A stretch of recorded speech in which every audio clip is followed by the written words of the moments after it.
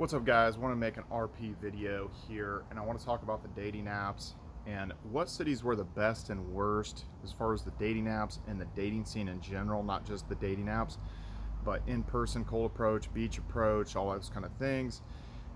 This year I've been coast to coast. So if you've been following a little bit on the channel, maybe I kind of mentioned that. I haven't came out with a lot of videos lately, but basically in February I was over in Fort Lauderdale, Miami area. I've been in the Midwest, like the Indianapolis area. Earlier kind of in the year, basically like March, April time frame, I was in the Dallas Fort Worth area. I've been in the Phoenix area. I've been clear up to the Bay Area. I've been to Lake Tahoe, and I've been down in the LA area where I am currently. Where was the best and the worst kind of production from like a dating app perspective, cold approach, just dating scene in general, where the women were the hottest, the most agreeable, and where they were kind of in an upper tier in comparison to other places of what you could kind of obtain. Now, the Fort Lauderdale, Miami scene has always been a precarious situation. I have had traction there, but not as much traction as you would think. And a lot of times it's because it's very, very transient. There's a lot of people going down there for vacation. A lot of chicks are looking for a guy with a yacht or something just to go on a boat. They're just looking for guys to buy drinks, all this kind of stuff. Try to buy meals for them, stuff like that. So you got to be very, very careful there. Very, very transient, going there for vacations. Very tough scene, and it's very fake. Lip injections, Brazilian butt lifts, fake boobs. You don't know what you're getting into. You don't know what her real genetics are. It's very hard to assess, like, what does this chick actually look like? And the same goes for the LA scene. The LA scene is the worst. The worst. People are fake. You don't know what they really are, and they overvalue themselves to the nth degree. LA is the worst. Now let's go to the middle of the country. Places like Indianapolis are not good, and I'm going to tell you why. Because there's not that many hot women there. They fall off a steep cliff. Like, once the girls get out of college, if they do stay around there, Indianapolis, Fort Wayne, these kind of places, very steep cliff. They fall off, become overweight. They're not active. It's cold in the winter. They're not getting outside. They're depressed. It's cloudy. It's gloomy. Not good. Phoenix and Dallas, Fort Worth. Those honestly were the best. And I'd say number one, Phoenix. Number two, Dallas, Fort Worth. Lots of people, obviously. You have millions of people. And you have, obviously major universities around there. That's a big component of it. It has to be these cities where there are lots of universities, but then it has to be a place where it's kind of fairly conservative, is what I've found. Is that there has to be like an influx of like girls that are moving there that are like from like more kind of conservative, kind of more traditional families, less likely that they came from like a broken home. That's definitely a key component. So with Arizona, you have a lot of people moving from various different places from the north, and then they're able to be outside, be more active, go on hikes, this and that. Now, it does get extremely hot, obviously, in the summer in Phoenix, but people have to hit the pool scene. There is somewhat of a lake scene where you do have a few lakes up to the kind of north of Phoenix and stuff. But obviously, you have ASU there, and then, that's the main play. I mean, there's a downtown campus, and you have the Tempe area, and then, Scottsdale, North Scottsdale scene, Old Scottsdale, Old Town Scottsdale, those kind of areas are obviously hotbeds for attractive, young, beautiful women to be around in those areas.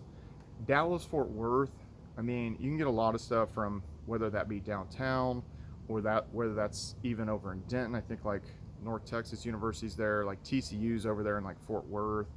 So you've got various things obviously going on there. Dallas has SMU. That's more like kind of like rich white girls that come from the South, I feel like. So that's kind of a tough scene. But that being said, I would say from a dating app perspective, which, let me back up with this, 95% of the chicks on the dating apps complete head cases, and they're a complete date down. Some way, somehow, they're date down. It could be that they're a single mom. It could be that they're overweight more than what their pictures show. and you're gonna waste a lot of time kind of sorting through like all this BS, going back and forth. Then they ghost you, not hearing back. They're doing stupid stuff, saying stupid things. It's gonna be 95% of them.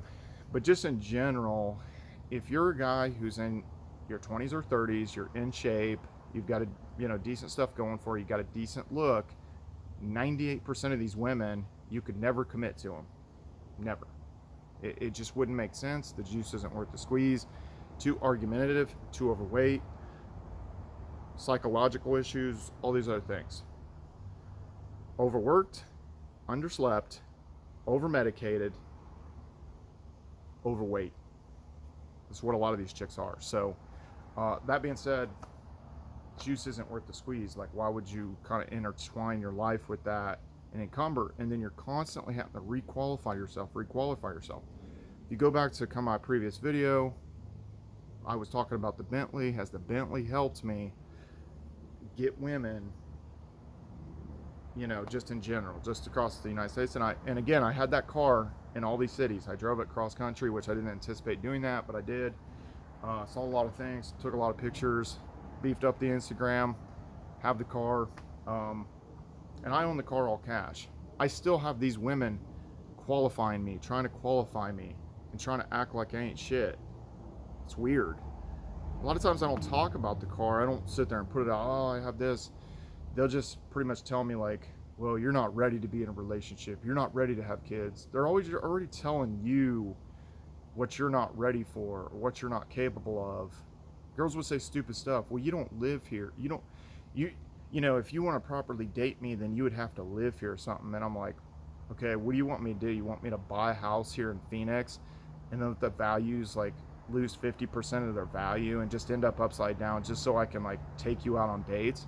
Now, remember this, guys. Dating is your interview to be allowed to spend all your resources on that chick. I hate to say that. It's the truth.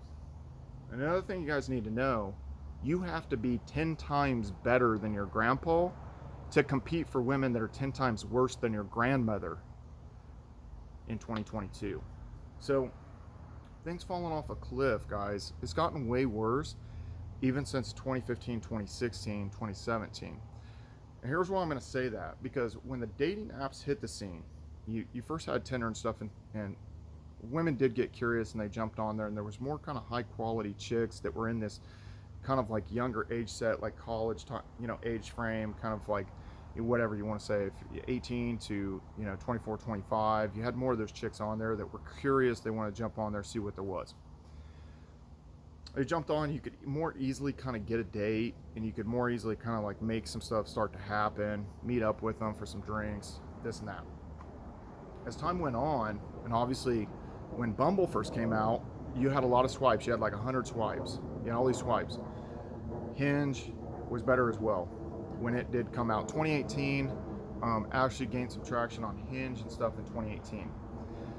Now, that being said, as time has gone on and they've needed to crank up their revenue and appease their investors, they've slowly choked guys off, and it's just this pay to play. Oh, you need to buy Boost, you need to buy this premium, so you can have the unlimited swipes, or you can have like all these super likes, or you can have this or that. And it's just further gotten degraded to where it's like guys have to pay up, otherwise you're getting kind of shadow banned, or your profile's getting buried if you're not paying into it. Then the women that you're sorting through kind of at that point, like once you do connect with somebody, again, head cases, they feel like they have unlimited time, unlimited options. And I run into so many women, whether they're in their 20s, 30s, it could even be 40, they're delusional. What they say that they want and what they're doing as far as their actions is totally misaligned. It just makes no sense. And honestly, dating is for people in their teens, to be honest with you. If someone met in high school, or they met early in college and stuff like that, and they were dating and they kind of had this like wholesome relationship, that does make the most sense as the path forward.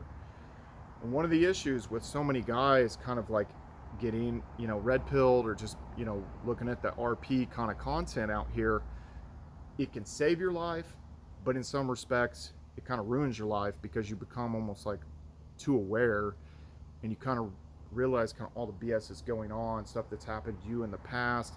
And then what ends up happening is like everybody's like, yeah, this doesn't make sense. I shouldn't be dating a single mom. Let's just say you're a dude who's 29 years old and you're jacked. And you got stuff going for you, you're in shape, got a good look. Why should you be dating a single mom? If you're 33, you're jacked, you're zooming around in a supercar, why should you be dating a single mom? It doesn't make sense. And then obviously when you're like, yeah, like, why did I do that? And it's like, well, she was hot, you know, and then it's like, what are you going to do? You know, it's like, well, it's kind of like Little Caesars pizza. I'm not going to go buy Little Caesars pizza, but if it's sitting there in front of me and I'm kind of hungry, I might eat it, you know? So it's just kind of one of those things that, you know, you might be able to kind of pull up and not really spend the resources. And just more and more, I'm just seeing these younger girls are just thawing out. How many times, like 10 years ago, you didn't see girls that were in the NCAA in their uniform, in their NCAA uniform, whether that's track and field, volleyball, basketball, whatever it could be, and they're sitting there taking this picture from the side, you know, showing their ass. You didn't see that 10 years ago. You're seeing it all over Instagram now, all these thirst trap pictures and stuff in uniform. They represent TCU, they represent University of Alabama, and they're thawing out, showing off their ass. It's just weird. So you're just gonna have more and more of that, and it all becomes this kind of pay to play. How much is this guy gonna do for me? And one of the things that I kind of test these women a lot of times on these dates is I try to set the date up actually in a time frame that it's kind of after dinner. Oh, I can't meet up until 8:30, and then it's like they're fighting to meet up at 5, meet up at 6.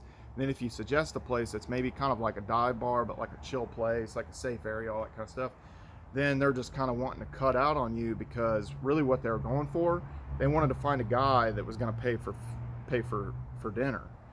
Again, when we see a dating app, these chicks are seeing a free meal app, and that's the issue. So what's the answer to it? I'm not saying totally just abandon the dating apps, but use your time sparingly and don't kind of put too much energy into it, and look out for these issues. But at the end of the day, it's like you got to work every angle. You have to cast such a large net these days. And even when you are zooming, you are the 6'6s. You're zooming around in a supercar that's got 600 horsepower. You know, you're over 6 foot tall. You're jacked. You got a 6-pack. You got all this stuff. And so many guys are not getting much traction at all. Now, that being said, I had a fair amount of success kind of this year, but did I? You have to ask yourself that. Did I? Because I'm looking for a legit, you know, chick that's very respectable, who, you know, does meet certain criteria to have kids with, because I want to have a family. And a lot of guys in my situation are running into the very similar type thing, where it's like, these aren't really equivalent people to settle with a lot of times. Even if the chick is hot, it'll be some situation where she has 2 kids or something like that. Or it's like, man, she really has the potential to be hot. She has the attributes, and if this chick could just really get on point and lose 20 pounds, she would be premier. But they can't do it. They can't do it. Or she's causing arguments. Let's say she is fit, she is hot, she isn't a single mom. Then it's just like 1 minute she's on your program, the next minute she's, oh, I don't think this is gonna work out, I don't know. And then she's just psychotic. Complete psychopaths. And even these guys in relationships, you have to understand that the majority of these relationships are not healthy relationships. They're one-sided. The men don't have any power. They're getting bossed around. They're getting bitched out, so on and so forth. It is not a good situation. And really, from everything that I have kind of like seen, is that you almost financially have to have like so much extreme leverage on a woman, and she has to be coming into your space and entering your life, whether that's in this country or another country. And then it's almost like the leash has to be like very, very short, to where, you know, hey, if they're causing drama, it's like, see you later. And then they're out, and then they realize, oh, I messed up, like I'm an idiot, you know, this kind of thing. So men just don't have that kind of leverage these days, the majority of the time. So that being said, guys, what do you guys think? Please like this video because that's free. Subscribe to this YouTube channel. I want to bring more videos and really pump this channel up. But that's my experience, man. Phoenix was the best. Dallas was second best. LA was the worst. Miami, Fort Lauderdale, second worst. And then the Midwest has just turned into a land well sanctuary, essentially. So chicks aren't hot. So it's in like a place like Indiana or Ohio, those places are bad. But then it's like LA's worse because the chicks are hot, but then they're just more delusional. So that's my assessment. What's been your experience on the apps? Please like this video, subscribe to the YouTube channel. I'll see you guys later.